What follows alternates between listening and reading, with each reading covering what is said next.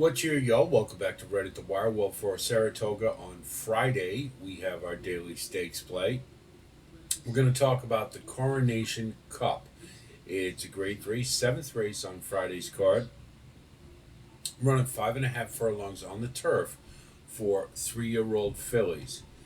And as with many of these stakes races, particularly when you get into the grade three or the ungraded variety, particularly at Saratoga, that's when you really got to start looking at the fields and thinking about beating the chalk, in my opinion.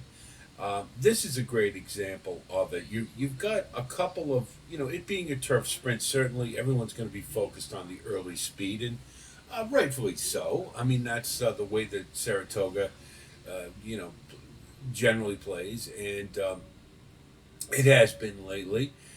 And the turf sprints are generally won on the front end. So, yeah, we want to start there and take a look. But here's the thing in this race in particular, Make Haste and Chloe, it's really, to me, hard to differentiate between the other. And meaning that, I mean, can either of them win this race? Certainly, but can I distinguish one from the other and say I like one a little bit more than the other? I mean, Chloe just came off the turf race, and that's not really going to tell us a whole lot. And Make Haste is got pretty solid form, but can I justify betting either of them at short odds? In particular when they're both in this race? I don't think so. So I've got to try to beat either one of them. Now, I would say you can use whichever one you prefer in your exotics betting, but to pick on top, I don't really know that I can do it. Because I just sort of think they cancel each other out. And you got an old maxim that when you've got a race like this, when you've got two pretty evenly matched favorites or the chalk, you got to look elsewhere. And so we're going to do that. Now, Spirited Boss, to me, is certainly has an excellent record on the turf. And ran pretty well after having a pretty bad start in the last race, and I was able to rebound. I mean, it was on dirt, but I think this one has a good prior record that there's one we certainly want to consider.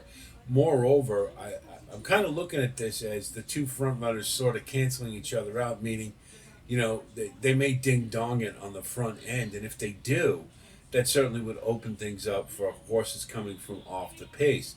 And Spirited Boss, I like the 6-1 price. I and I certainly think it is a bona fide win candidate. I just like others a little bit better. That's really all. But certainly, Spirited Boss is one we're absolutely going to use. Now, Italian Soiree, I had been high. I was high on this horse at 2 years old, and I kept waiting for something to happen, and it just hasn't. They've tried on dirt, they've tried on turf, roots, sprints, and they just can't seem to get the most out of this horse. Um, you'll note the last three jockeys all are that rode Italian Soiree are all in this race, riding other horses. So that's kind of an indication. Now you got Luis Saez, and we know Luis is a great finisher, and this horse is coming back to a distance that she won at in her only win, first time out of the box. So maybe that's a formula that will work pretty well. I don't know. I mean, I don't see Italian Soiree. I've got to see a little bit more progress before I'm able to put in the winner's circle. But I just have a feeling this is the kind of race that maybe she can get herself into the money. And at 12-1, that's a good price. So we'll think about for under only, and that's what the asterisk represents. Just a note about Gata Brazil. That last race at Laurel was pretty good. It was a sustained drive. Had to run down a horse who had maybe a 5-length lead, and was certainly impressive from that standpoint. And the last best speed figure, Brisnet figure, is from Gata Brazil. but it was a pretty good effort and much better than she had run prior. And to me, that kind of means regression is likely. I think the horse is running well. You certainly look at that last workout.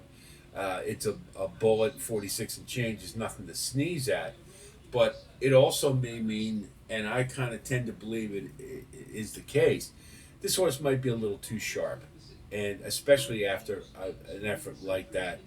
Uh, would I talk anybody out of using this horse?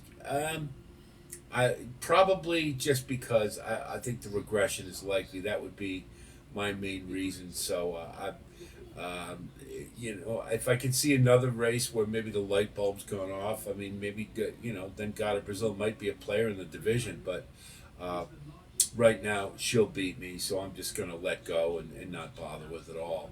So I settled on Abiento, and this is another horse that I've liked from Mark Casse. His barn is going very well at Saratoga and elsewhere. And this horse, to me, a couple back, I thought ran a really good race to debut.